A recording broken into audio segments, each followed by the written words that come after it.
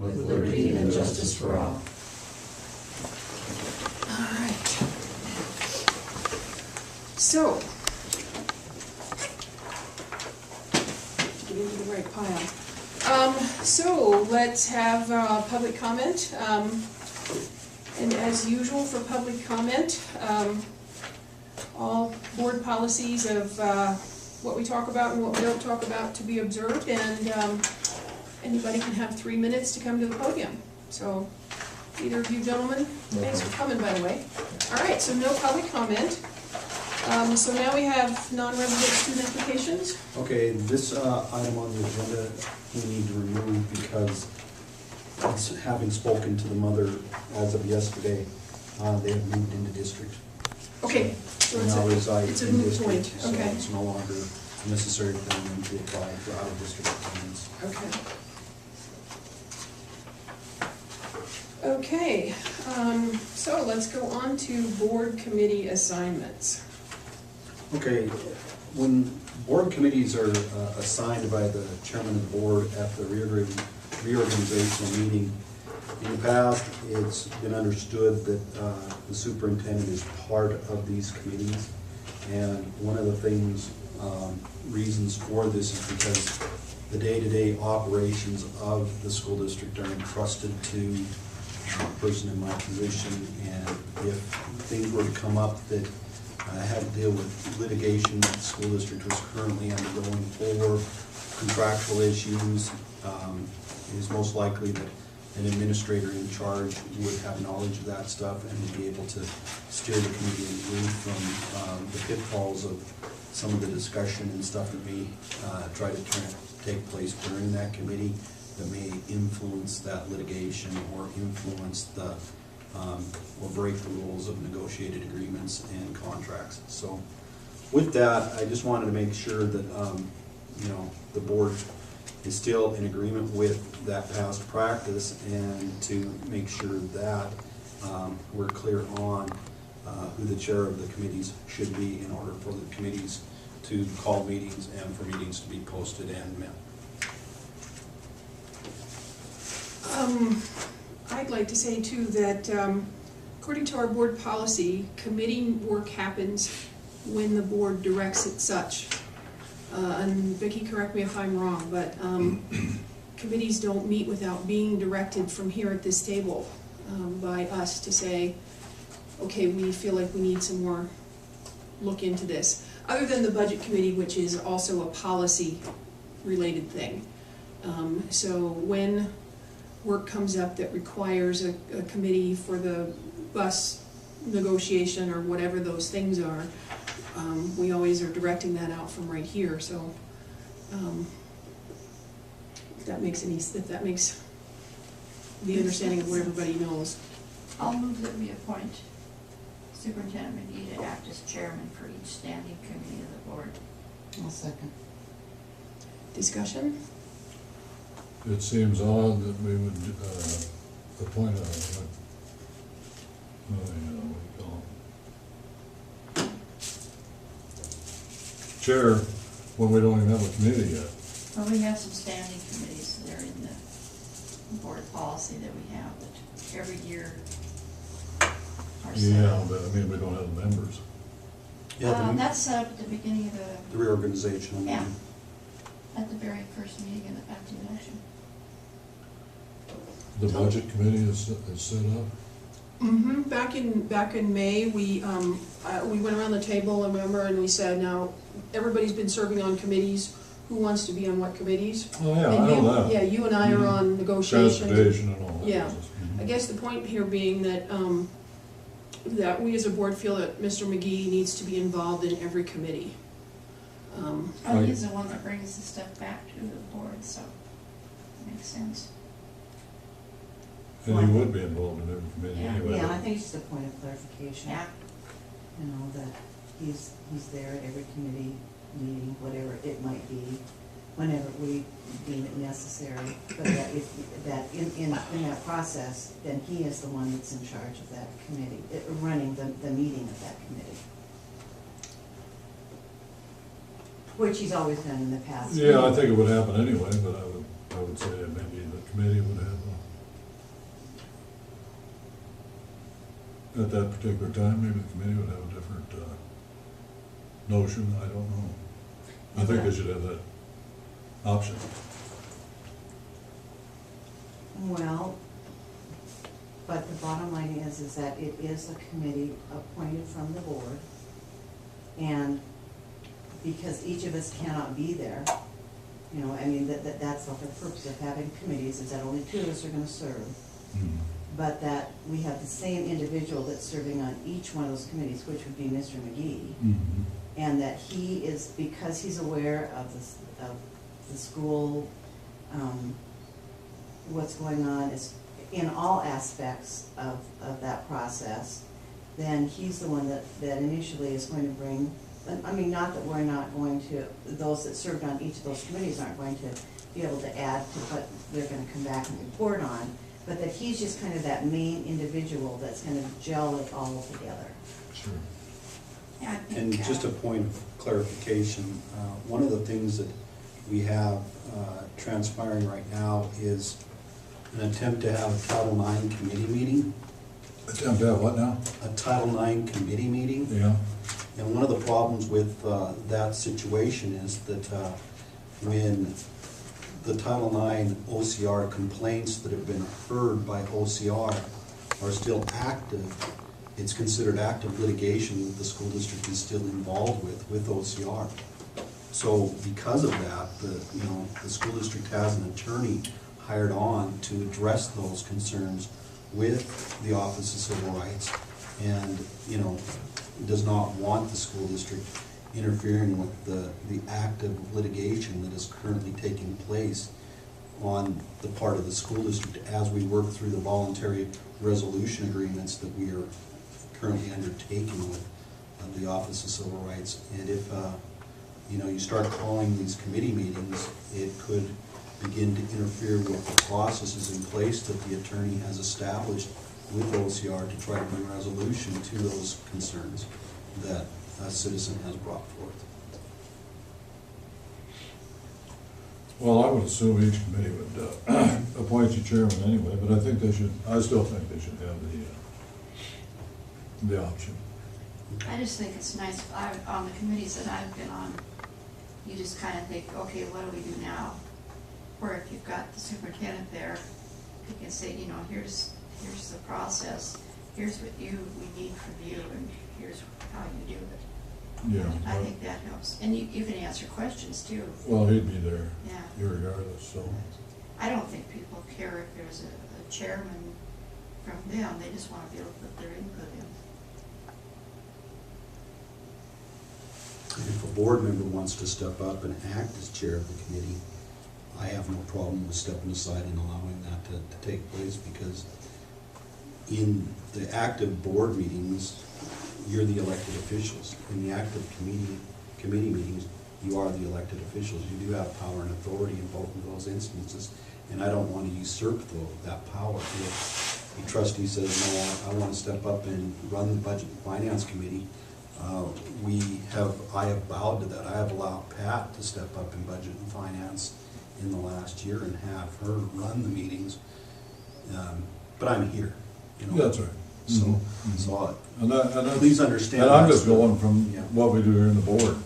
We form a board, and then we organize. Mhm. And so I would say that we got a committee, we get the committee, and then we organize. Rather than- So going into the committees, the superintendent would be the chair, but has to reorganize Yeah. every year. Yeah. Okay, I understand that. That's a good point. That's actually a very solid point of how committee work can be treated, so that, from year to year, there's at least some sort of a transitional flow to the order of business. Yeah. And I assume that you would be and everybody knows that you're here day in and day out, and know all the ins and outs, that you would be the chair. So, but. Well, I guess I would like to say, and I'll get to you, Mr. Bryan, but I would like to say that maybe the motion doesn't necessarily have to be that he is the chairman of every committee, but that he's included in every committee. And maybe that would be the language that would, I would think that would be understood. yeah. But who would determine when the committee would meet then? Would that be the board? Well, The Mr. committee Either McGree the chair, brings us an of the committee, instance or or. two members, Yeah. or the board directing Okay. it to happen. Okay. So, Mr. O'Brien, you had your hand up. Yes. A couple things about committees. We did face a little bit of litigation in 08 or 09 about restructuring what took place in the organizational meeting. We were advised by the school attorney Elizabeth Keleva that you could not restructure what had taken place at the reorganizational meeting in May after your trustees were sworn in. And committees and chair and vice chair were appointed. Those changes could not take place after the board had made those appointments. Changes could not take place until the next organizational meeting, which would occur in May again. That's one point I wanted to bring up to the board. Your own attorney, who I think we still have, has advised us not to attempt to make changes for legal issues. Another point I'd like to make is Mr. McGee brought up a Title IX committee meeting that has been requested. Last month, Mr. McGee reported to the district in a district meeting that there were no Title IX issues within our district. Everything was resolved. We were in full compliance with all Title IX issues. And tonight he has said something different to what he said last month. He spoke about litigation, attorneys, issues that could be sensitive. I'm a little confused on that one. Trustees, for instance, as appointed to committees, should chair the committees. Trustees, if any trustee requests a committee meeting, there should be not a blink of an eye. They are the elected people who run the business of the district. And last but not least, if you're going to appoint anyone to a committee, they need to be honorable.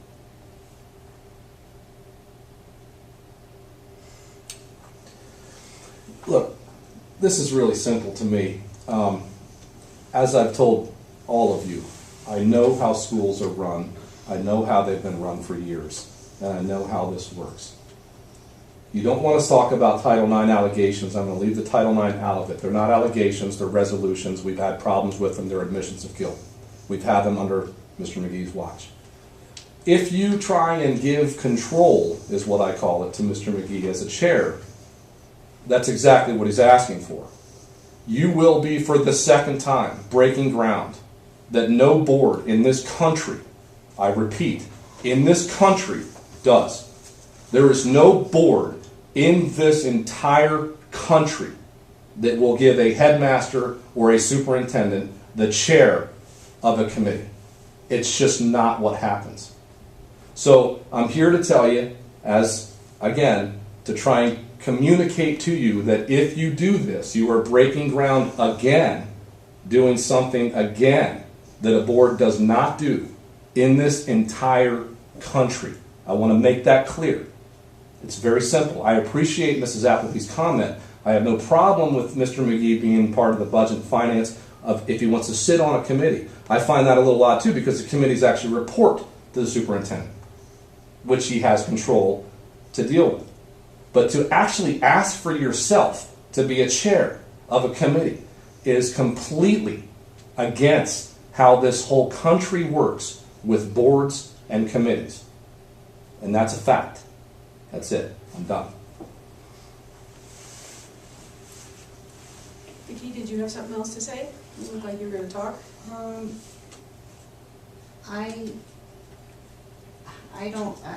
The bottom line is that every committee that I've served on in the last 12 years, the superintendent, or because of course Mr. McGee was not here when I first started, but the superintendent has in fact been in charge of that committee. I don't know if we officially called him because that's all I dealt with is male superintendents as the chairman, but they were basically, as Dorothy said, in charge of the meeting so that we understood what we were talking about. I mean, in all of the different ones, in the bus transportation committee, I've never served on the Title IX committee, but in negotiations and all of those, as a trustee, I am there, yes, in an official capacity, but really, I am looking to the superintendent for some guidance on making sure that I stay within my legal limits as a trustee, all of those particular things that I mean, I have a day job, and it doesn't include totally understanding every bit of legality that goes with running a school district. That's why I appreciate the fact that, at least in the years I served on the board, that we have, not just Mr. McGee, but other superintendents, were always there, always helping us so that we understood what the committee was talking about. You know, and I think what Mel's trying to point out, and tell me if I'm wrong, Mel, is that it's always been basically just understood. We didn't, it wasn't anything that we had moved to, you know, in a, like we have right now as a motion that the board has actually accepted, but it was basically always understood that the superintendent was in charge, because that's his job, is to help guide those committees so that we have that proper information that is gleaned in those particular meetings brought back to the board so that we as a board can decide what it is that what issue that we're going to address. Yeah, I think So, that's you know, right. I mean, and But, you know, any reasonable person is going to look to him for, you know, a little guidance here and there, and be smart enough to parse out and make his own decision. right. So I honestly don't think. Whether he's the chairman of the board or not. I honestly don't think that in any of the committees that I've served on, I've not felt like that I was there. I mean, was I asked to be the chairman of that committee? No. I think we met as a committee, you know, and I don't remember us ever electing a chair. there was never, not that I remember, but in all reality, I felt like the superintendent helped run the meeting to a certain degree. Yes, I think everyone that was involved in the meetings that I've been at. So it's not necessarily like a particular board meeting where we all meet and we have a particular chair and vice chair that run the meeting, but that we all have an opportunity, just, you know, that are serving to participate, but certainly are getting guidance from the superintendent. I think if he attends all the committee meetings, like she and I are talking about, I don't remember us ever electing the chair of a committee. But you're there to guide us, to answer questions, and we come up, because on these committees, the budget committee, whatever it's on, we don't know all the legalities, we don't know all the laws against something, we don't know the whole situation. And we're there for input, but we need you there to just kind of, like I said, answer questions. Well, I think it's important that, I mean, I suppose a superintendent could make the choice not to be at certain, I mean, I don't know, could make a choice not to be at committees, but then, on the other hand, they're doing a disservice to the district, because where's the cohesiveness? Yeah.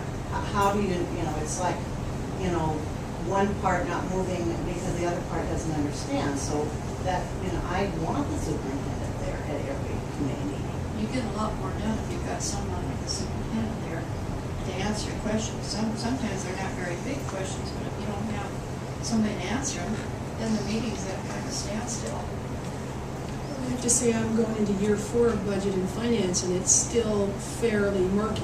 Yeah. And you have to repeatedly hear the stuff, see this, see that, so that you, every time you learn, and some of the committees almost never meet. And, you know, we've never met on half of the committees. There's only a handful of them that actually Like have. book review, it's dependent upon a complaint of whether we have to cull a book out of our library. I've only been to one. We haven't had that many complaints about, you know, what kind of books we have in our library. Well, even if- Actually, Sorry, I'm just looking under our policy manual here, number 1210, Board of Trustees. says the chairperson is permitted to participate in all board meetings in a manner equal to all other board members, including the right to participate in debate and to vote. The chairperson may not make a motion, but may second motions.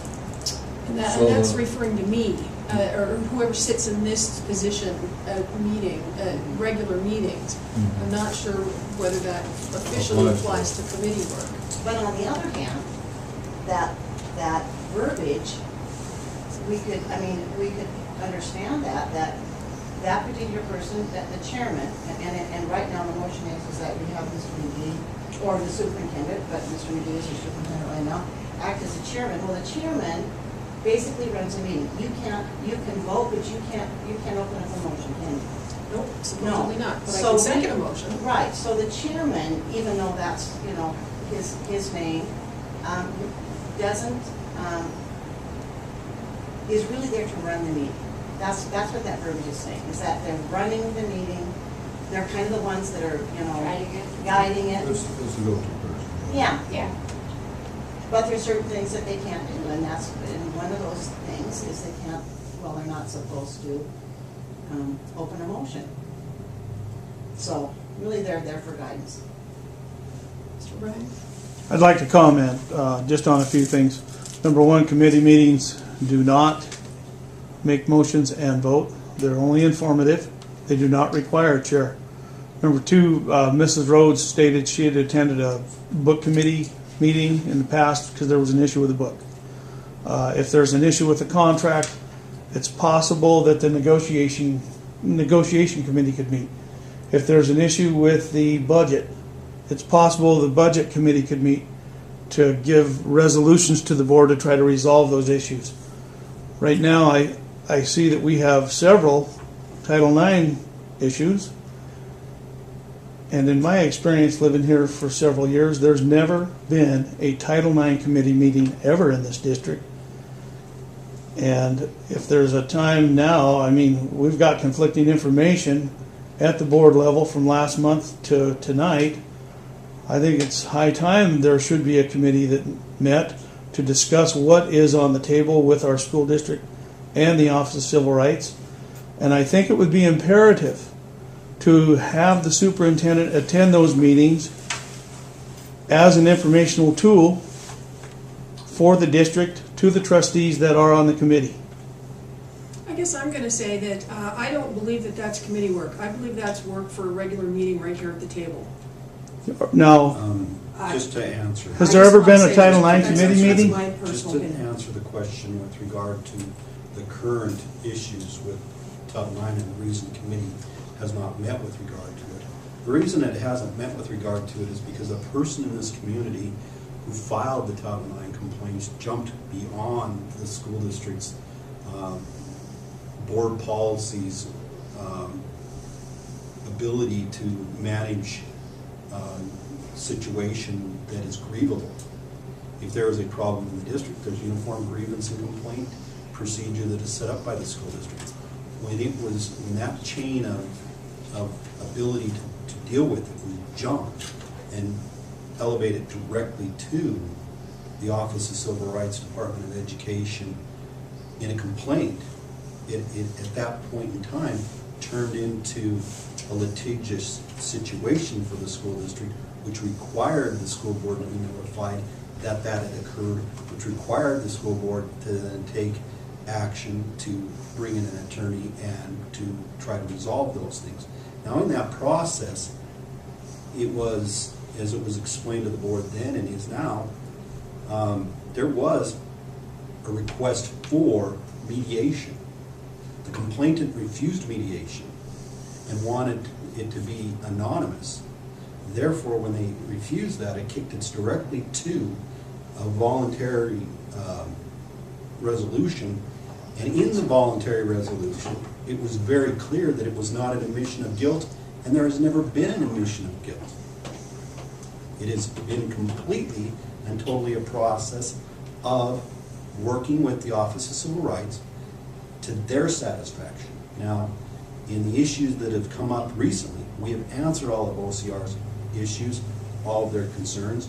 It was recently where I was noticed a week ago that OCR wants to have an additional conference call on the matter.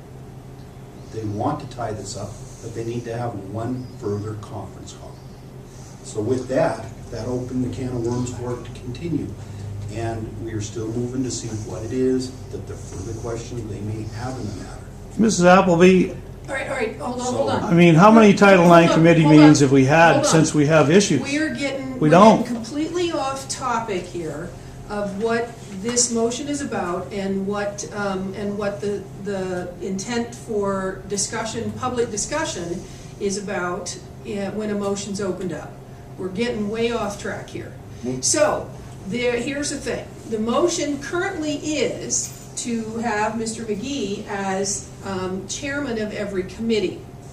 And I can hear from, at the table here, that we have some differing of opinion about whether that wording is appropriate. So, I would like for us to get, I'm going to call for the question, and I guess what I would like to say is... Can't there be more discussion? I'm calling for the question. It's unbelievable. But there's more discussion here we'd like to talk about. I'm calling for the question.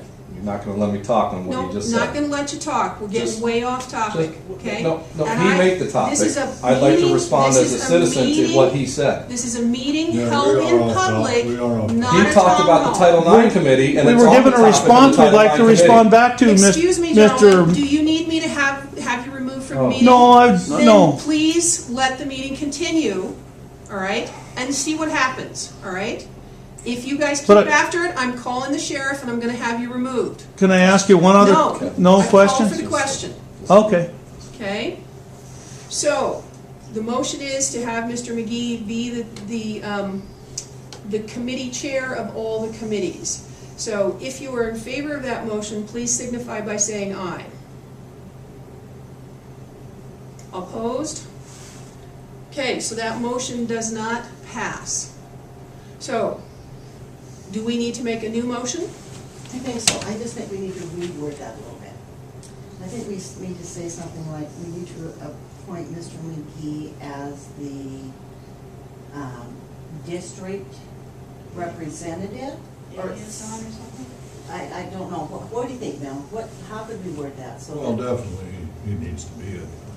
Do we Yeah. have to make a motion, or can we just direct him to attend? Well, I the think committee? sometimes it would be good to have a motion, because then it's a public record that we have made that move as a board. And we're only talking about it now because somebody's challenging about it. So I think we need to have some sort of motion. I think it- yeah, I think And, it needs to be and while adopted. I'm not supposed to open the motions, maybe the wording can be that that he is part of every committee. That sounds good. So somebody make that motion or some sort of motion in that manner. I move that the superintendent be in attendance at all, well, he'll be a member of each standing committee. There we go. There you go. I'll second that. Okay, so now discussion. All right, Mr. O'Brien, one time, okay? You're changing your organizational actions from the meeting you had in May, and you were legally advised a few years ago not to do this. Okay, Now, I understand we you. say that, we're good. I Okay, would. we're I'm good. not done. Good. Can I go on? I don't want to be no, removed. We've already heard that, we've already heard you say that. I just want to You got advise something you else to that say? your own attorney has advised this district not to take actions like this. Is that true? That's incorrect. Okay. Can we have a little honor up there? So, any other discussion? Call for the question. All those in favor of the motion that Mr. McGee is part of every standing committee, please signify by saying aye. Aye. Opposed? All right, thank you. Okay, so, Miss Appleby, can I address something real in a nice manner? no, I'm sorry. Okay, now we're on to committee work here. We're not committee work, but policy work. And we are reviewing the 1,000 policies. And so we've already talked about this one a couple of times. And where we are with the policy is that at a previous board meeting, we have accepted on second reading every policy that's required by the state. So all of those policies that are required by the state have already been accepted. Does that sound like where we were at with everything? Okay, so we had the 1,000 policies where we had some questions that people wanted to ask, and unfortunately those were Mr. Reynolds' questions, and he was not able to be with us again tonight. So his specific questions were in 1402, use of electronic mail. So let's look at that a second.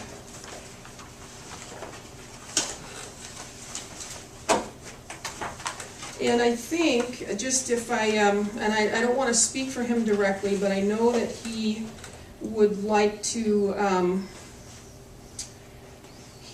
see the board use more electronic communication, but I'm not sure that that's exactly what this policy says here.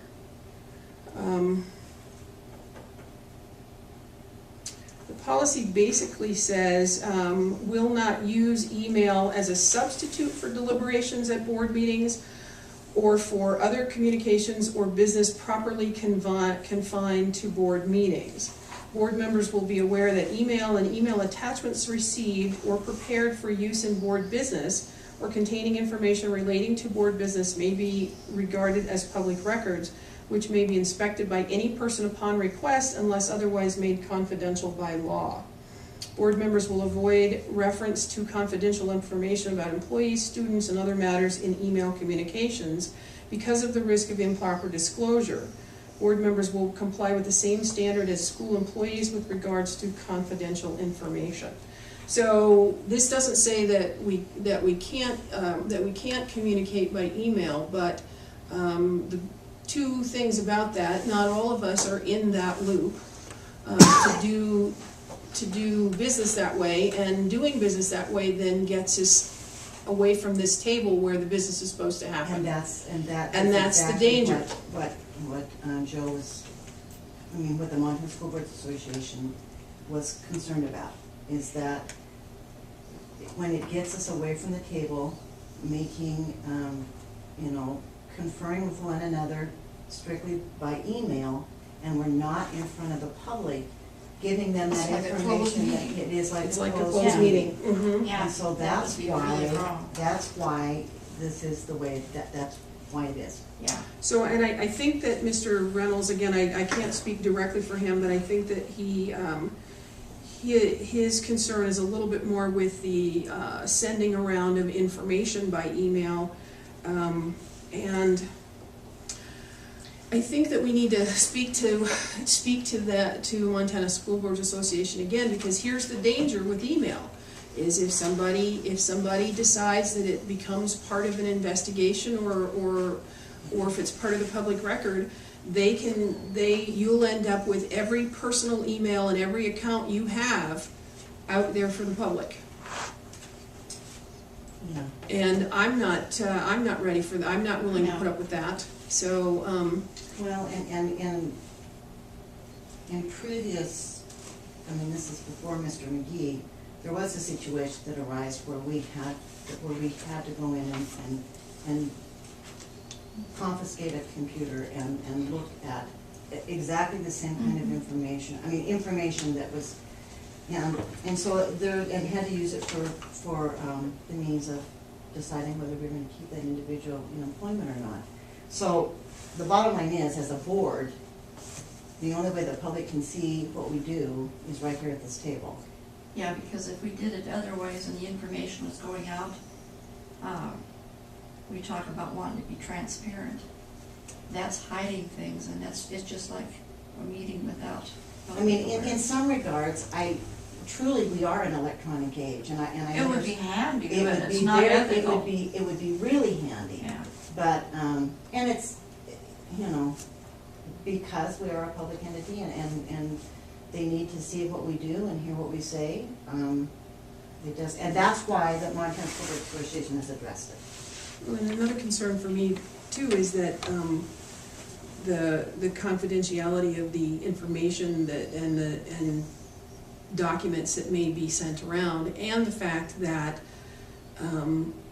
when people are talking by email, they seem to lose their sense of propriety. And I'm not saying anybody specifically, but I've been involved with groups trying to run something that somebody just types off a random sentence, and maybe they had the caps lock on, and so then the person who reads it, then you're shouting at them, and it's just people don't get the voice cues and the visual cues and the body language that you get from talking to people. I would rather discuss it here than, I don't want to get the email stuff a little at a time, and I'd rather have it here.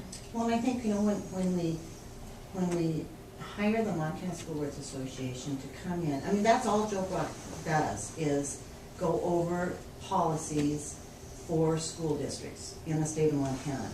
And if they spend all of his time understanding what works and what doesn't work, what's legal and what's not, I think, and certainly we have the right to put into our policy manual whatever we want, because it is our policy manual.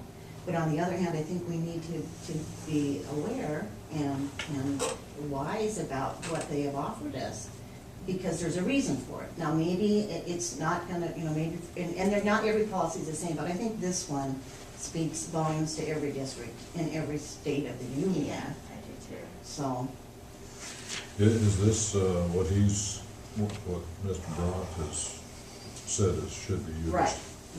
This is what he's recommending. Because I think that one was listed under, what's that one under? I think it's a recommended. Recommended, yeah, REC is recommended. Mm-hmm. Oh. Well, and I will say that I know that Mr. Reynolds had some issues, just so that everybody knows, he can always come back and ask to have these revisited. If he feels that, if he feels that there's a language or an issue that he wants to have revisited, we're certainly open to revisiting, as we do policies that need some sort of change, which we've had to happen So in the we're past. just doing a reading of it tonight. Okay. So, hold on, Okay. so. We're just doing a reading, we're not passing. Well, actually, I would like for us to keep going here, and that we would be passing these on, as section by section, I think, on third reading. Is that where we're at, third reading? So I'd like us to try to get at least 2 and maybe 3 sections of this weighted through tonight. Treasurer's State, you have 8 different sections. And the one about students and the one about personnel are quite lengthy, so we may not get all of it, so. All right. It's just a simple point. Again, knowing how a lot of schools function, including a lot of schools in this valley. I understand that Mr. Finley may not get his emails, but almost, I think everyone actually gets their board agendas through email on the Friday before the meeting. Corvallis does, Hamilton does, Thompson Falls does, Frenchtown does. I've met with quite a few people in the last couple of months. It doesn't mean that you don't want to, if Mr. Finley wants it in the mail or you want it in the mail, it's fine. But if he wants it and you can save $6 for the school district, it doesn't make any sense to me why you don't do that. Secondly, it's interesting to hear you say we need to do these at the table, when I've also heard this board, Mrs. Rhodes, talk about the show thing and people trying to make discussions at the table. If Mr. Reynolds wants to email Mr. McGee or you guys about some topics that is actually very benign that you can talk about through email, that doesn't have anything that you need to do with the table to save time, as I've heard the chair and other people talk about at the meeting, it makes sense that email communications are part of the world we live in. I think the part that Mr. Reynolds, one last thing, the thing that he was in trouble with was the other communications part. I think that's the vague part that he had trouble with, is the only thing that. And this particular policy. You can't vote at the, right. Specifically towards At the- having board interactions. Perfect. It doesn't preclude individual emails Sure. for information. Well, and it makes sense. I think Mrs. Cornish is right. I mean, you don't vote through email. You don't do board deliberations through email. I mean, I think that's fine to have written, and I think that's common sense. But I also would like to encourage the board to move forward a little bit with the time and age that a lot of other schools are. Because it seems like sending snail mail, board agendas and stuff is kind of falling behind what a lot of schools in this country are doing. And that's, I'll end it at that, basically. Well, and we may choose to stay that way, or we may choose not to, so. And that would cut old geezers like me. probably. I'm not. That's why I'm not trying to cut you out. I'm just specifically saying that if you like, I appreciate. I fish with a lot of people that don't have emails. Okay. So Mr. O'Brien. I think the part of that policy that I don't quite understand is other communications. How far can that be convoluted into anything being received or delivered by email? When you just say other communications, I think if it's board business, it should be conducted publicly. If it's not, it should be it could be conducted electronically if it's not voting. Well, I'm just saying other communications are asking basic questions, but not something that maybe a new board member doesn't know. But you've added other communications in that policy that you could deny is what that policy reads to me. Other communications is a real vague description of any kind of information for that matter. I would just say I would like that policy to say board voting and board business. Other communications could be anything. and you've stopped Mr. Reynolds from asking questions in certain board meetings and said you need to come prepared with these questions beforehand. Mm-hmm. And he has a job just like you do that doesn't allow him to always come into the district office. That's a perfect example of where I guess those I want to questions can say, be asked. points taken, but I think we're micromanaging here. Okay. For beyond what a reasonable person would interpret. Okay. So I'm going to ask people to be reasonable people here.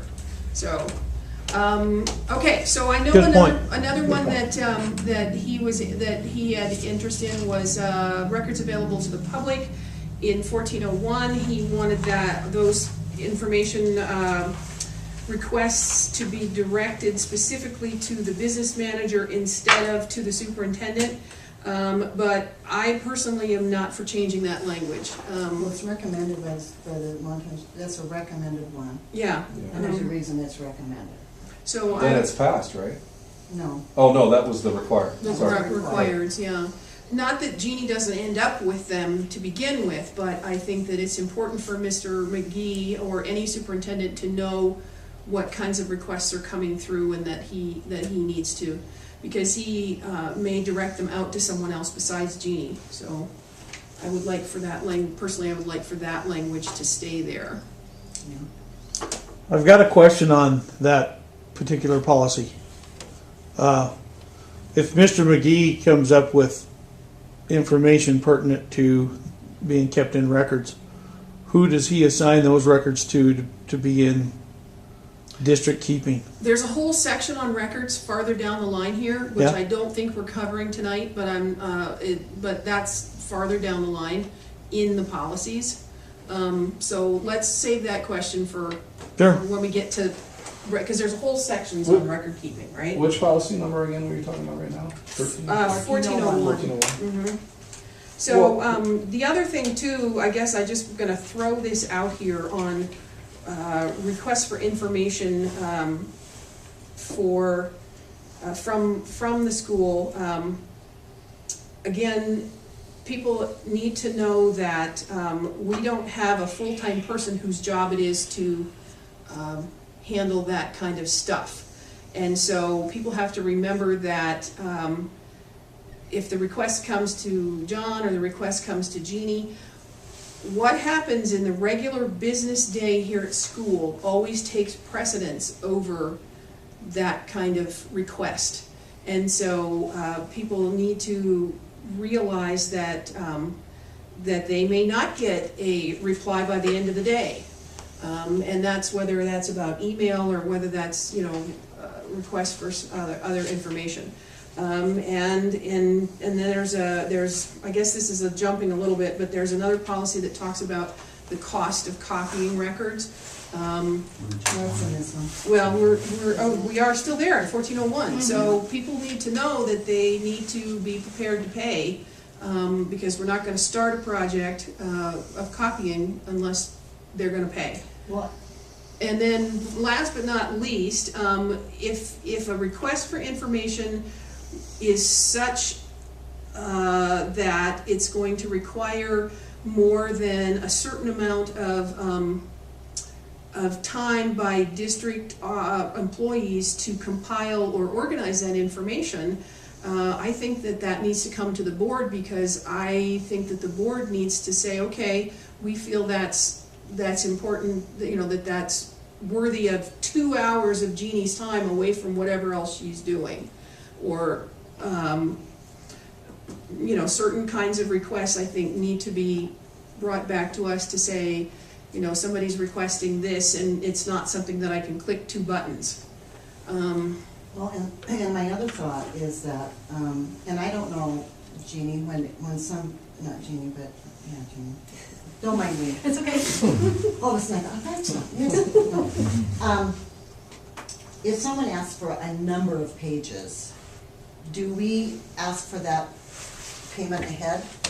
No, Because that, I think that's happened in the past. Yeah, When that's we've had information requested, the district has spent the money to do it and the time to do it, and then that was never picked up. I think that we need to add to our policy that, you know, if in fact they want that, they are, you know, that we're willing to do that, but that they have to prepay. Because then we know they're going to, they pay for it, they're going to pick it up. And I just think that that's fair. I mean, if I go wherever and ask, down to the store to ask them to make a copy of whatever, or a fax, you know, the first thing they ask me is, well, where's your $1 or your $3 or wherever, and I give it to them. And I think that that's only fair that we do that in this situation also. Because then we know that with that time and energy and expense, that they are gonna take it, instead of having that money, you know, go there, sit there, and never be picked up. And I know that's happened in the past. So how do we make that into wording? About prepaying. Maybe we need to Or make a connect it. deposit, $50 deposit or something. some kind of a deposit on a lengthy project. That's a good way to put it. Pay at the time of getting the stuff, or if they have something they're gonna pick up later, put a deposit Well, on for it. the most part, you know, you're not gonna get into records requests that require a lot of money unless you're doing some pretty extensive requests. Where we have had issues in the past is where they want copies of all of the checks that have gone through the school district, and they want the fronts and backs, and then you're going down to the bank, and the bank is, you know, doing that work for you to make those copies for you, and then they send us a bill saying, you know, here's a $600 bill for the requested records that you asked for the school district. And then we try to pass that along to people.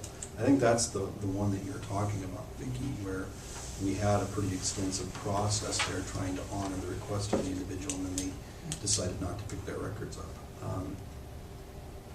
But for the most part, I don't think it would be appropriate to ask a person to put a $50 deposit down when they're gonna have $10 worth of copying done.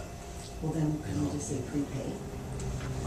Prepay could be appropriate, but upon the request of records, we don't always know what it is. We'd have to just do a little bit more research and discover from like the I suppose that's banks true. what it might cost. And they don't necessarily know for sure until their people have completed the process of Yeah, no, that's- having ran those checks. Okay, so here's what I'm gonna suggest for 1401. Let's study that one a little bit more. Let's put it Take it aside, out. okay? And let's study this one a little bit more before we decide on that. Okay. This is a really important one before 1401. Hold on, Okay. I'm Okay, sorry. taking care of stuff here. So, Mr. O'Brien, 1401 is about district information records. it says records available to the public. Is the Okay, most of the discussion at the table was talking about copies and papers and the cost of all that. if an individual from the public requests this electronically through an email, you're not talking about any paper, any copies. It could possibly be quicker through electronic information on computers that the district should have available. For instance, if you receive bank records from the bank, I don't understand why the district would have to call the bank to ask for those again if they already have them. They could be scanned, put on emails, put on documents, sent in the click of a button. Yes, it would take time to set that up, and I do agree if it does take time, it would be proper to bill an individual for the time that it would take to even set up an electronic response versus wasting paper, wasting time to copy. So maybe Requiring that's another- people to come down and pick things up. Another bit of language that we should detect on is whether something can be sent electronically. Thanks. Yeah, we'd have to work on that, because in some instances for requests of information, you just can't send the information out that way. You have privacy rights that you have to protect of individuals' information, so you have to redact some of that information. And so it has to be reviewed, it has to be processed before it's sent You out. almost, But let's not shut the door completely Right. to if it's something that could be done. And you know, The state is that there's a legal reference to that on this. It's, Electronic information and and non-print records, yeah, the MCA. To see what. We should investigate that, yeah. I I think think that you we darn should. near need another person in the office just to handle that kind of Mhm. thing. So let's not shut the door to that completely, but let's see if that could potentially be available. Another one that we needed to look at in the 1000 series is 1332. There's a blank there where it says in line 26, contracts for goods and services and leases. And it says the superintendent is authorized to sign on behalf of the board, for amounts under without prior approval of the board. And we need to fill in the blank there. I thought we already had that. There's a set. 7320, I want to help you with that. There is a 7320 that has a number, so that's why it's a little confusing. Your So- board policy 7320 has Yeah. up to 15, but then there's a parentheses, not to exceed 80, which I don't understand, but that's something That's else. putting stuff out for bid. Okay. Yeah. So there is a number in 7320, so I Yeah, don't so know. we have had a number in the past, but I think Joe left that blank so that we could discuss whether we needed that. And that previous number was like $5,000 or 15,000. 15,000, okay? So we need, And we need, that's lower than it used to be. Yes. Sure. Well, no, the Higher. previous It policy used was to like be, it 2. used to be higher than that. And then we did, as a board, we lowered that about. They changed it, 4 years that's ago. what she did. so you guys, somebody throw out a number because we need to put a number in there before we can approve it. 25,000. How do you feel about that, Bill? Where's it at now, 15? Yeah. And it used to be higher, 25. and I think it was at least that, if not a little more than that. That was 50 at I one think it time. was 50 at one point. 25, I think that way if the boiler or something went kaput, you have the authorization to go ahead and get it done. Well, I think in this day and age. We'll understand this, if it's up in that range, I really don't want to just be going down and looking.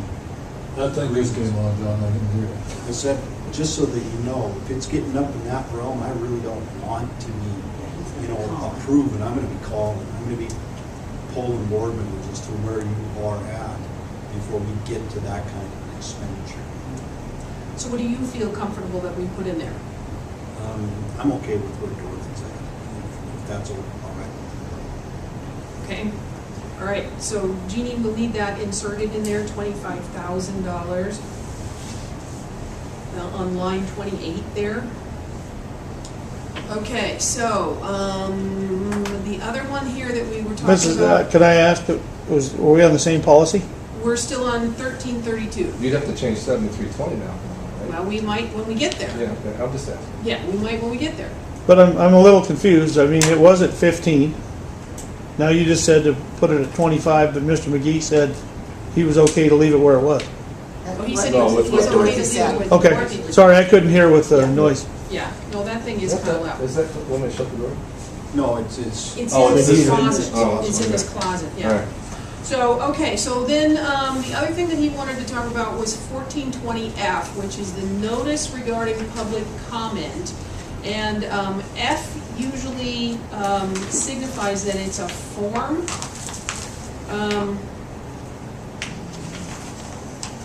And so, what this one basically does is talks about notice regarding public comment. And it's what we've been paraphrasing between Vicky's running the meetings and my running the meetings, what we've been paraphrasing.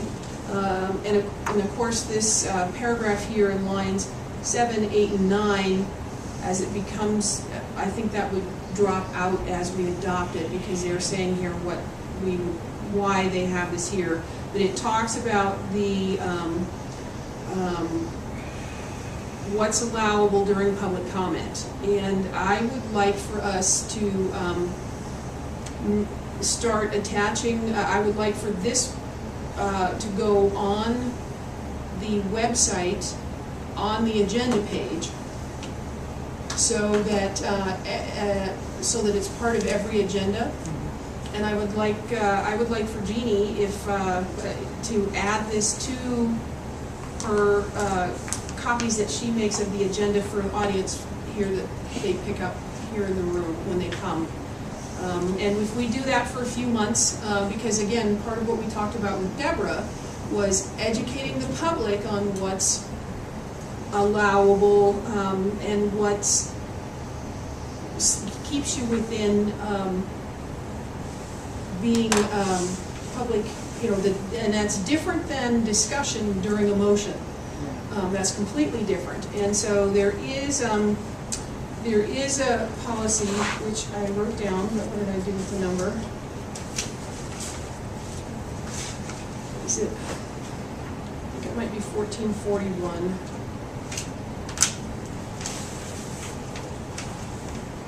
Audience participation. Yeah, audience participation.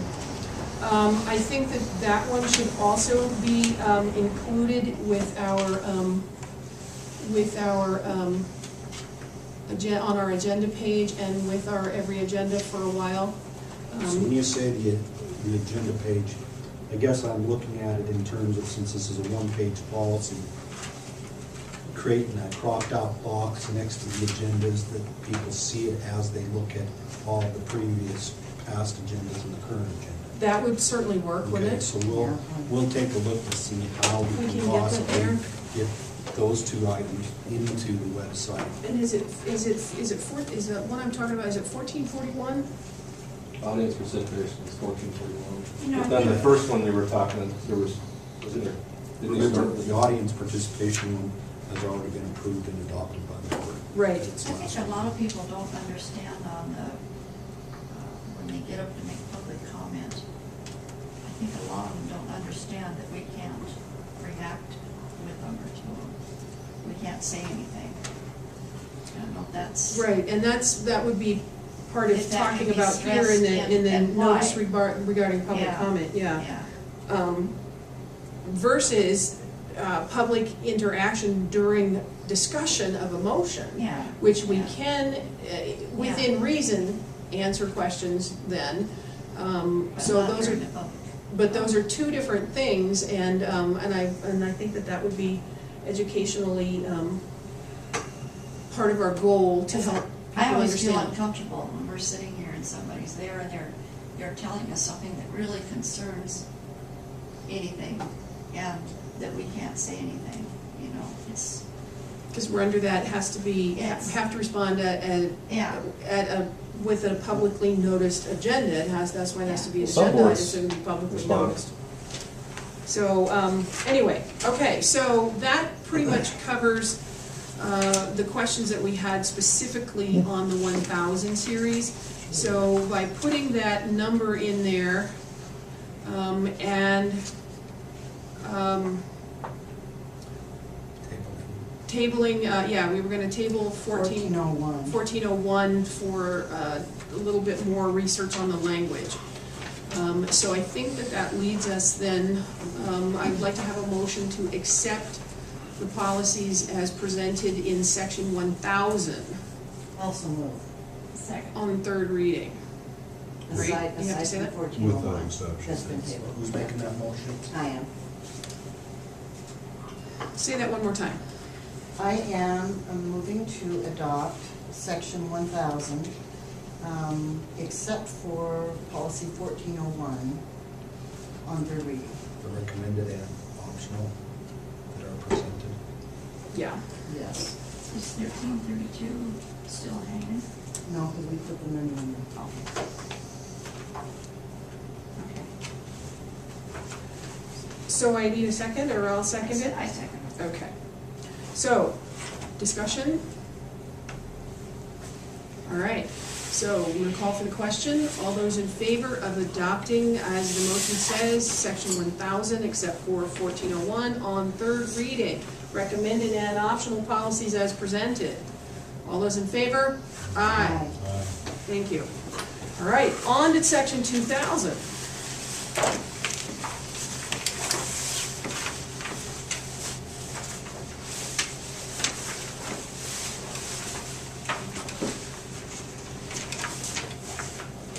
Get to my better cheat sheet here. So we hadn't actually discussed anything in section 2000 to this point.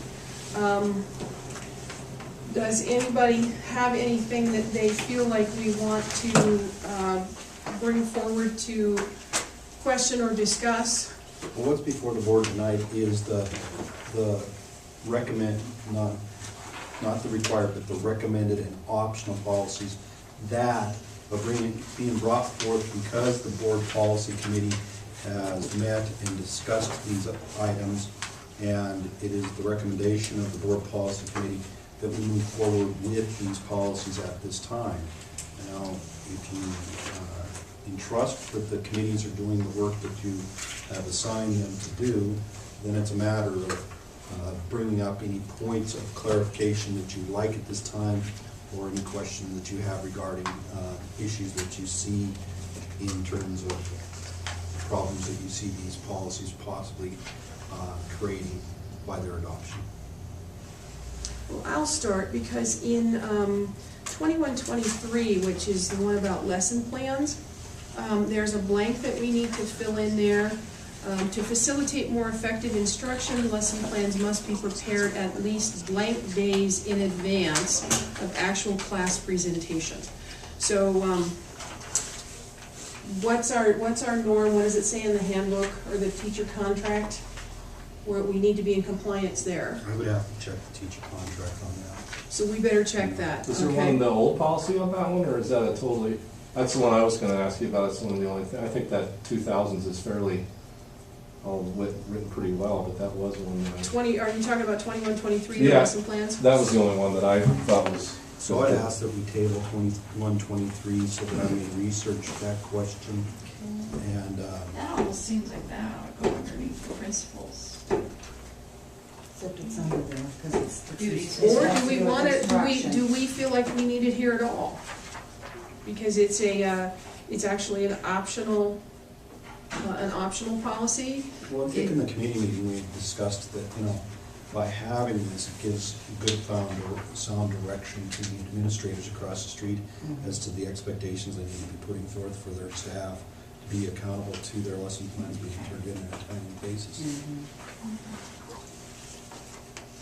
So we're gonna pull 2123 out for further, so that we're in compliance with our teacher contract. Okay.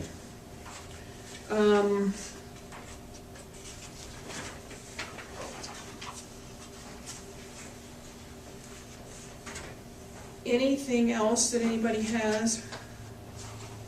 Well, some time ago, and I don't know if this is the right section to put it in, but I mentioned that I'd like to see a policy saying that school can't start before Labor Day. The day after Labor Day. Is this the, Well, that would be the policy 2100, which was required with, so we already approved it, but we can change the language. well, On yeah, that? or make this be another policy. Yeah, we can bring that back to the table. That policy has been adopted, but we can bring that policy back to the table for revision now, because you did make that point. Yeah. Or can you pass it and make an amendment here? Well, we'd need to put it out for public review and, you know, that sort of stuff. Right. So, are you okay that we bring that back at the next work session here with some sort of language, or, does that sound all right? Yeah. that's fine. Okay. I would like to see that given very serious consideration. So You what like are that the, one, huh? Huh? You like that one, huh? It's always Well, been nice. every- Has it always been that way, or have we ever had it Oh, no. before? It's every, It just with we the spend an calendar. hour on it Every year. every year. Mhm. Some people wanna go ahead and start a little early, and others wanna.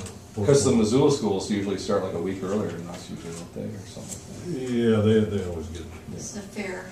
yeah, it's County fair. it's the 4-H people it affects. Yeah. Right. And that's, you know, they're not to be diminished, because there's 35, 40, 50 Yeah, people probably. that affects. And that's, you know, the first few days of school is very important. that. Sure. But anyway, So, I'd like that given serious consideration. okay, so we'll be, looking to review that language in the 2100 policy. I realize it's already been, we've already adopted it, But sure, we can open them up anytime we feel like we need it, right? Is it always on the Yes, we first can. Monday? The only thing weird is it doesn't do anything, it's not like an Easter thing where it switches to like the second week of September. It's always the first, First Monday, yeah. yeah. So, pressing on here, the other optional, go. just to kind of answer your question. Yeah. It does get, you know, depending on when the first day of the month sits, Right. you sometimes will have the first start on a Tuesday, and then the first of the month might start on a Thursday. Sure. So then your Labor Day ends up sometimes being really close to the first, you know. You're let's right. say the first. But it's is- always the first Monday. Yeah, Right. so if the 1st of September is a Sunday, and that first Monday is the 2nd of September. If your first Monday of the month is, the first is falls on a Wednesday, then you're to that following Monday, 6 days later, so it's the 6th or 7th. Sure. And so it just kind of creates that, you know, there's some little bit about it, but not like Easter. There would probably be in those weird ones, maybe adjustments during Christmas break or during the end of the year if you ended up, you know, I don't know. That's the way out of my There's a whole discussion that revolves around, you know, days. students who are part of rodeo, students who are part of athletics, Sure. and, you know, testing and all these other issues that come into play for schools that start earlier in August. Gives their kids an extra week or two to prepare for the academic tests that take place in the spring. So there's a whole host of Yeah. issues to it. No, thank you. Which is why we spend an hour on it every Are year. we ready for, are we ready for a motion? Well, I guess I was gonna I just had a couple more comments Okay. here, on 2167 and 2168, which, and then 2170, which all have to do with correspondence courses, distance learning courses, and digital academy. While that all seems redundant, they said to me that in the committee meeting that each of those individual things has fairly specific purposes for fairly specific students. And so the need for them all there to be there is still there. So those aren't really anything new. And then, let's see. And I guess I was gonna say, just being sure we get down here, because we're down here in those participation in religion or religious activities, and release for religious instruction, and health enhancement, and all of those kinds of things that are often hot topics. We aren't really looking to change anything there, so we're still all good with that. And I just have to put in my 2 cents about 2430, which is homework, and it says that the homework will be purposeful. So I just want to know who's reviewing that. That'd be good news. Well, the classroom teacher, and if a parent has concern with that, they bring it to the teacher's attention, and then it goes to the classroom, then it goes to the principal. Right, So on. so then the question becomes meaningful in whose eyes? Student, teacher, administration, school board, I don't know, I'm Yeah, I'm just certainly being a hoping that pain. we don't have teachers that are just giving busy work, because homework needs to be purposeful. There needs to be a purpose behind why they are doing what they're doing. But 2170P, we talked about that in our committee meeting, about setting the grade level at grade Ooh, 6. yeah, we have to set that. because, we talked about the possibility of the Digital Academy providing that foreign language instruction to middle school students. Although we already do it ourselves, there may be need in the future where we may be able to use the Digital Academy as a tool to provide foreign language instruction to our middle school students. Yep, there's a blank there that we have to fill in, so, and Digital Academy's all good with 6th grade. Yeah, they go down to the middle Okay. school, Lone Rock uses them right now. All right, so, does that sound reasonable to everybody, having Digital Academy as at 6th grade? 12, Mm-hmm, Yeah. yeah. cover all of it. That was another blank that I had here that, I just put 6-12. yeah. Okay.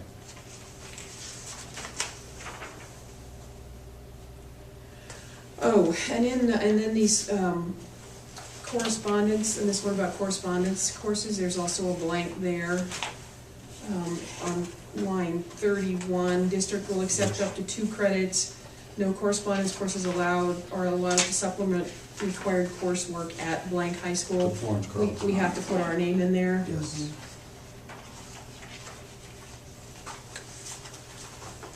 And then,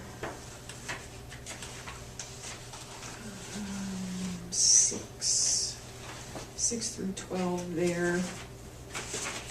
Okay. This one's all pretty straightforward, so, unless anybody has anything else, I think we're ready for a motion. Move that we adopt section 2000, except for, we're gonna table 2132, with 2123. 2123 it would be. 2123. Yeah.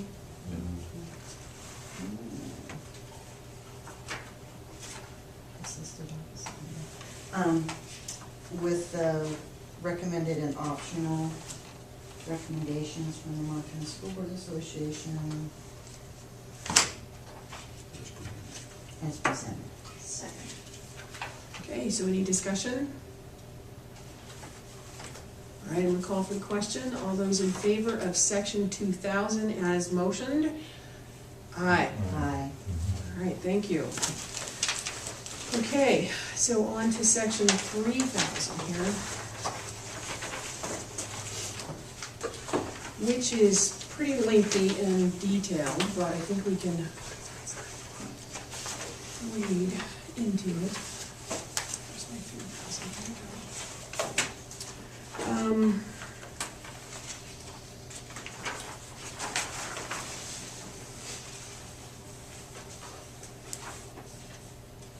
I think that we've talked in the past, and it's come before us to make exceptions about the foreign exchange student policy, which is 3145. So maybe it's an option to add one or something. Right, Under I think, unusual circumstances. well, we've ended up, adding more than 4, and I think, does it say, no, is this, We stick to 4. yeah, I mean, there's a difference between a foreign exchange student and a foreign national student. A foreign exchange student comes from an exchange program, mhm, but we have those foreign nationals who are F1 visa students who, have a relative or someone, usually a relative who lives in the district, that they come up to live with and want to attend school. So there's 2 different things there. This is Right. the exchange student, because we talked about that in the policy committee also, the difference between those 2. And this just deals with the J1 visa holders and the foreign exchange students, and the limit being 4 there. Well, and it says here on line 23 that it's like 1.5% of the projected enrollment of high school, which then pencils out to 4. So I'm guess we're okay with leaving this, and then it comes to review if there's exceptions need to be made. Does that sound okay with everybody? Yeah, what is the board, I mean, say there's extenuating circumstances, like that one girl that's in here right now, and I think she's gonna leave at Christmas time or something, but, man, that was a sad case or something. Yeah. And we absolutely could not refuse her. Well, I think that, one of the things you need to understand with your policy, yes, your policy is your rule book. But as an elected entity, you do have the ability to review individual situations and make determinations as a board as to whether or not you want to waive the requirements of a certain regulation in the attempt to deal with certain issues. If you feel like there is an issue of compassion that you as a school board need to demonstrate to the rest of the student body and the community that you're not a whole hard, cold body that just exists solely to interpret rules and regulations, but instead want to have the flexibility to look at an individual situation such as that girl's and make that determination, by all means, the law gives you the authority to go ahead and, as an elected body, make that decision yourselves. But on the whole, you don't want to start setting precedents where you continually go beyond the parameters of that. And in all of the time that I've been here, we've only had, very few instances. For example, we had the one from Two Eagle River last year that the board contemplated and was willing to take care of and voted to allow the girl in, and then the girl never showed up. She just never showed up here. Yeah. Well, yeah, I'm glad to hear that it absolutely is not inflexible. We could deviate a little bit under extreme circumstances.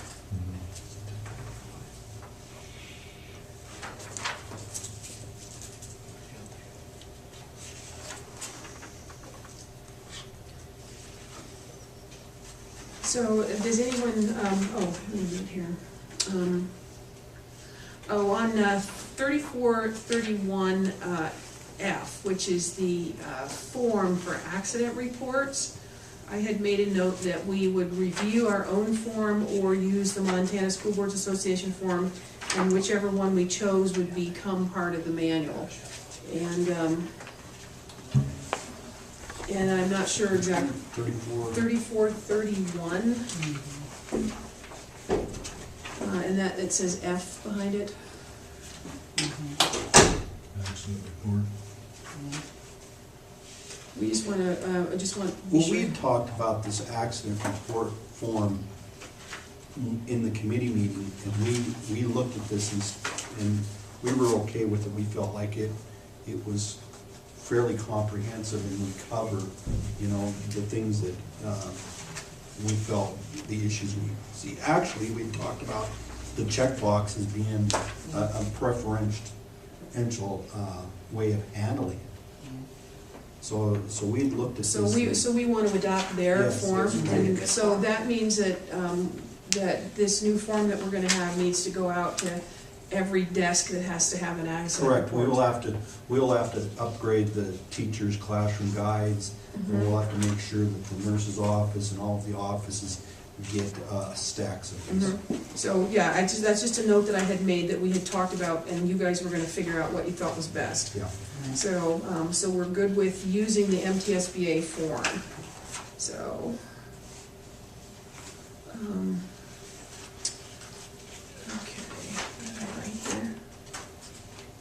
So the other things that are on here that I had, that I just wanted to be sure we clarified, and I know we were going to do that, several of these are having to do with students' activities, and we want to be sure that all of these things match up with our handbooks. That was one thing that Joe stressed, is that everything matches with our handbooks. And so if we feel that we're at that point here, or whether we need to have a little bit more review.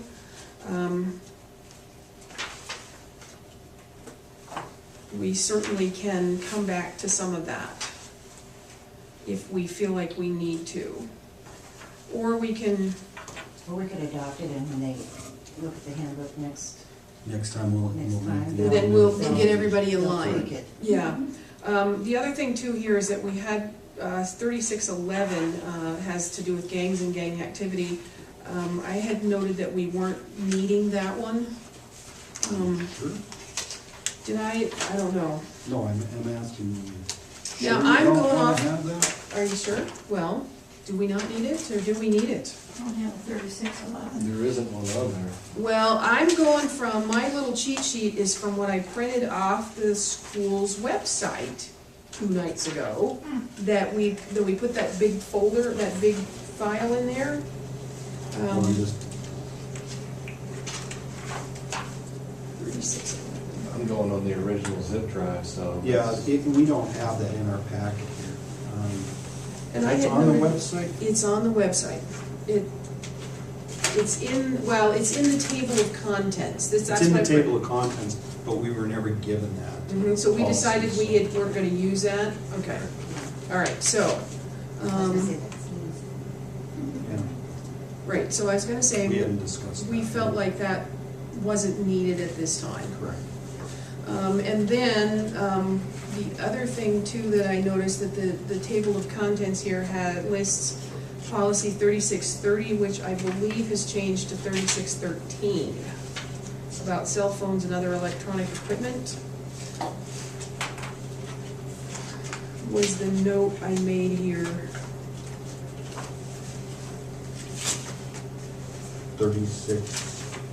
3630. Now, Changed to what? I wrote here 3613, does that ring any bell? No. Well, yeah, 3612, which is district provides access to electronic information, but that's different because that's usually your computer network stuff, you know. This deals with cell phones and other electronic equipment, like the bring your own device stuff. We'll Yeah. get into with kids. So I guess we should be sure that we've got the right, now, it could be here that I just am noticing that MTSBA's contents sheets are dated 2011, and then the pages themselves are dated 2012. So maybe that didn't get correctly updated. Well, I'll ask a question, we can Ask Joe, table, the cell phone and other electronic equipment. 3630. Be sure we have the right number.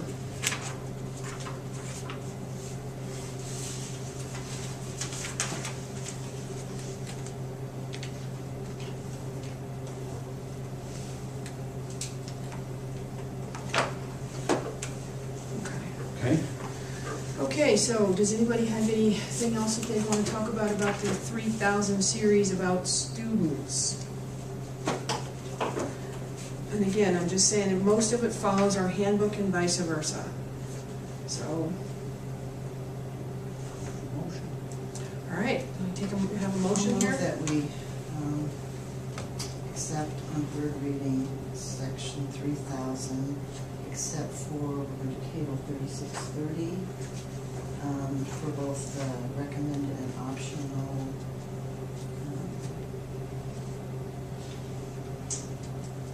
Policies. policies for, what's the last one?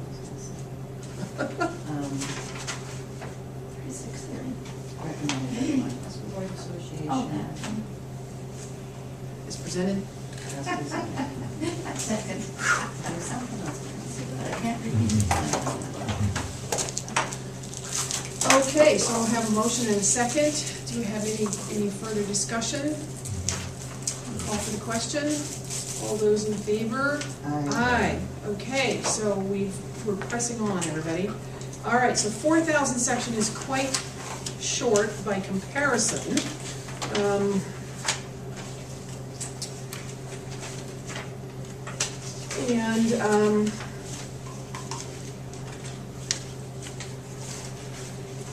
Honestly, I didn't see anything here that really was anything different than what we were gonna do every day, so.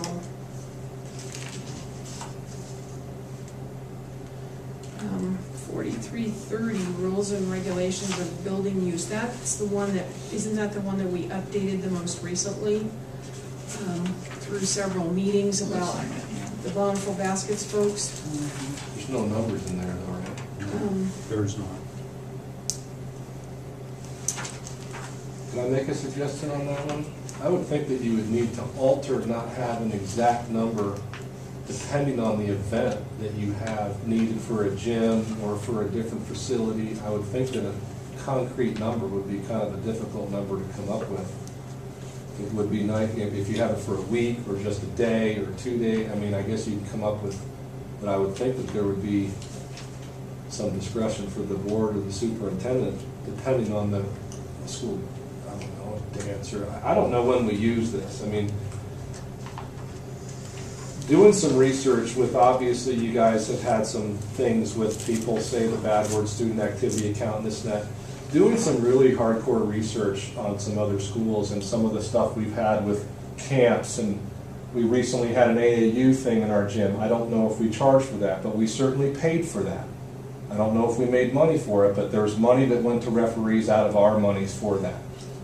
So, and the other problems, of course, you're aware of probably with the camps we've had and the problems. Talking with different superintendents in the state, it's really simple to rent your gym, even to our own basketball camp or the AAU that we just had, and make people pay for it, and it keeps it separate from Title IX allegations and stuff like that. They're very simple problems to solve, these problems that we've had at this school. Very simple. So the facility use agreement, I'm not talking about the policy, it looks fine to me, but I'm just encouraging the board to really understand what I'm trying to tell you. These seem to be an area that I think this school is lacking. We just spent somewhere around $700 or $600 for referees at an AAU tournament this past month. It was in the warrants. Did we make any money on that facility use? It's an AAU tournament. Did AAU use this rental agreement for our gymnasium? Did we make money, or did we actually lose money on that? Are you talking about the Great Falls wrestlers coming The down? kids, no, I'm talking about the AAU basketball kids that were just here. Oh, the AAU basketball. The kids. Okay. And Yeah, there's that was- referees that were paid. That was a fundraiser for the basketball program. And so when they do their fundraisers like that, they cut out all expenses. Yes, they do pay referees and stuff, and all that is paid out, and then the Quite a monies bit, that the are left referees make over, more than teachers.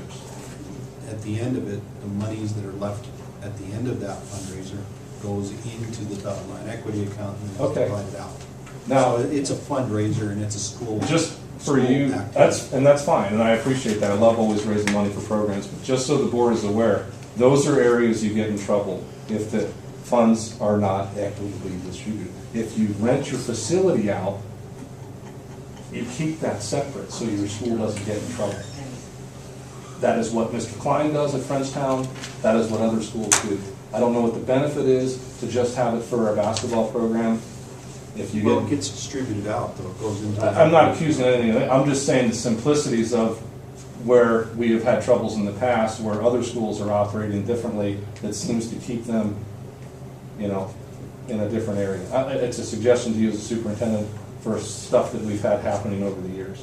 Areas that are kind of, in my opinion, easy to fix up. We obviously need fundraisers. I mean, we just spent $1,600 on new uniforms again for the school, for the basketball program. So, and hopefully they can get meals, because apparently, even though I coached here for 10 years, never in the 10 years did we not get meals paid for, ever. Polson, Bozeman State Tournament, Polson Tournament, and so right now, Montana High School Association has put in the word on that. okay, well, if that's above my thing, I don't understand where We have that to follow is. what they say. Okay, So they could raise all the money in the world, and if we're gonna be in Montana High School Association and they say no meals, yeah, sure, Mhm. if that's where it's coming from. You Yeah. can talk to Joe McKay and Rob Ross. Yeah, about I don't their- know where it's, it just didn't make sense to me. I Yeah. thought the Mark school, you Beckman, know. the executive director at the last state softball tournament, kind of put the bug out there. We then investigated it further and were given pretty explicit Yeah, instructions. it was Because confusing.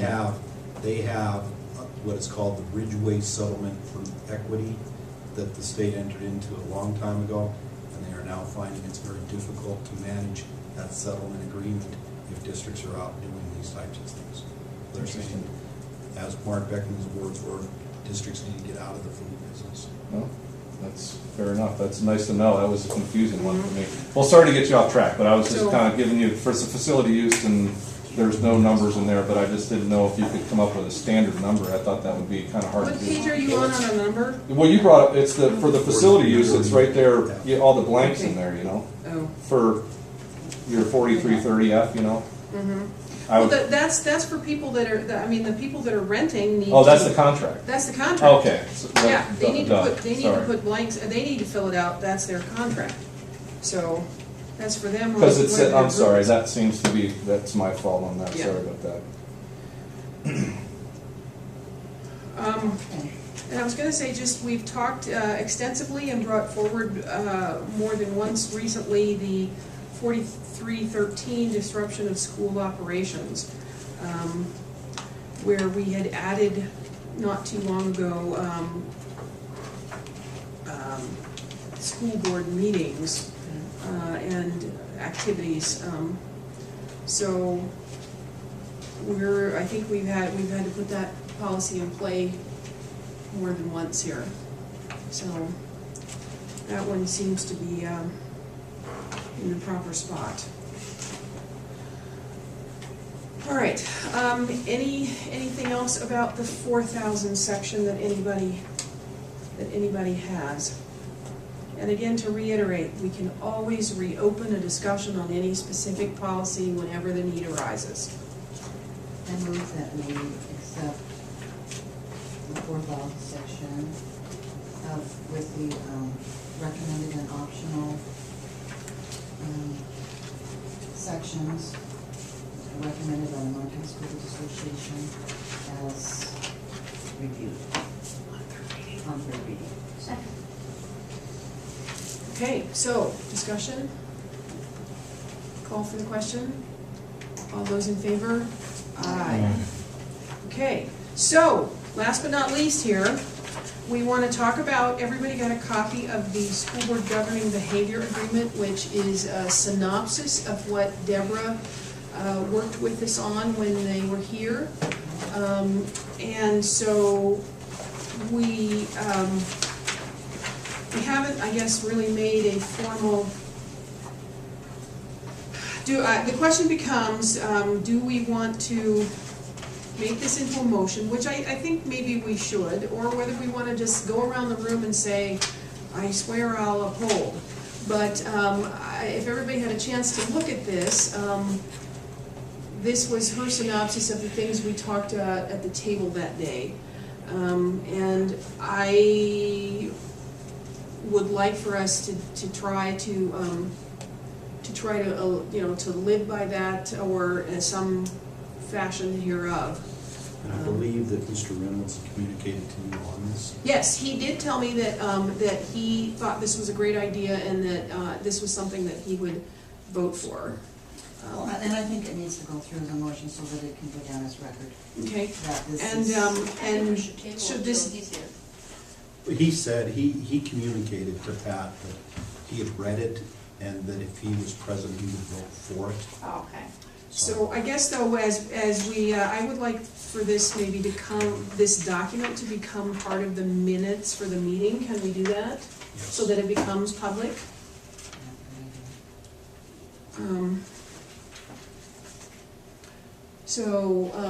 You know, the effective, you know, we're trying to win back the public trust, and we're trying to keep the meetings on track, and we're trying to get the business of the district done in a timely manner. So, if everybody feels like we're going to, next time Montana School Boards Association comes, that we're going to start from this point with the homework that Deborah gave us, which was write down like 5 goals or whatever. Mm-hmm. And hopefully we'll be able to get back to those meetings after Christmas. Correct. So, I'll move that we accept the board administration behaviors processes that was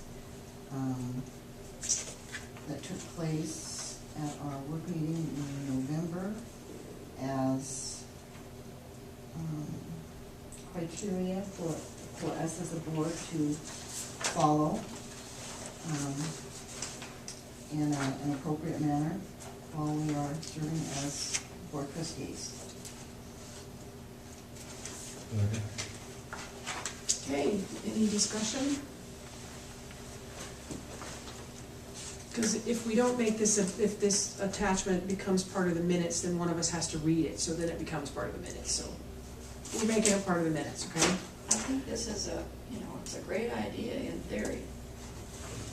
But I can't just see that happening overnight. No, that's It's true. a- I mean, It's a process. It's a process. You can't change overnight. And it'll blow up occasionally. Absolutely it will. But it's something, it's like drawing your line in the sand, Yeah.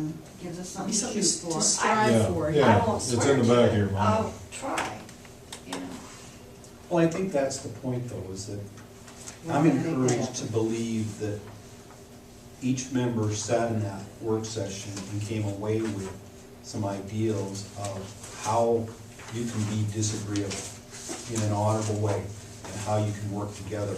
And I think that's really the point of this, is everybody is committing to saying, here are the ideas of how we intend to deal with one another in the processes of doing the school's business. Yeah. Okay, so any further discussion? Call for the question. All those in favor? Aye. All right. So we are adjourned. Thank you, everybody, for hanging in, and we will take up the next 4 sections at a further to be named date, after the holidays. If everybody's good with that. Merry Christmas, everyone. You want these back? They're gonna get the new policy with every. I'm hanging on to mine because I made notes, but,